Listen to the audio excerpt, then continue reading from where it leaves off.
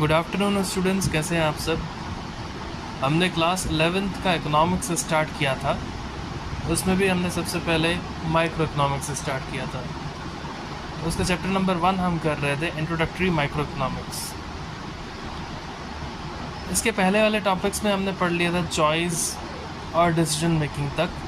इसके बाद वाला जो टॉपिक है वो आज हम स्टार्ट कर रहे हैं और वो टॉपिक है माइक्रो एंड मैक्रो इकोनॉमिक्स। तो माइक्रो और मैक्रो इकोनॉमिक्स क्या होता है? सबसे पहले हम आते हैं माइक्रो इकोनॉमिक्स से। माइक्रो इकोनॉमिक्स की डेफिनेशन है, it is the branch of economics which studies economic activities relating to individual economic units like a consumer और अ प्रोड्यूसर। माइक्रो इकोनॉमिक्स क्या है?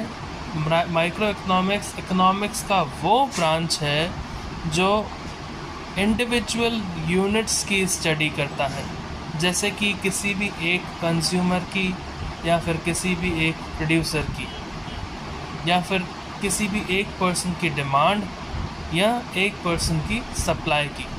इसके कुछ एग्जांपल्स, किसी प्रोडक्ट का प्राइस क्या होगा, तो किसी एक पर्टिकुलर प्रोडक्ट का प्राइस बता रहा है या उसके बारे में सोच रहा है, उसी से रिलेटेड कंसेप्ट को हम कहेंगे माइक्रो इकोनॉमिक्स। क्योंकि इसके नाम में माइक्रो है। माइक्रो का वर्ड अगर आप सोचें कि क्या होता है, माइक्रो मीन्स सिंगल यूनिट या फिर सबसे छोटा यूनिट। तो माइक्रो इकोनॉमिक्स क्या है? It is the branch of economics which studies economic activities relating to individual economic units like consumer और प्रोड्यूसर। सिर्फ एक economic unit, individual economic unit को पढ़ने के लिए जब हम इकोनॉमिक्स का यूज़ करते हैं तो उसको माइक्रो इकोनॉमिक्स कहा जाता है।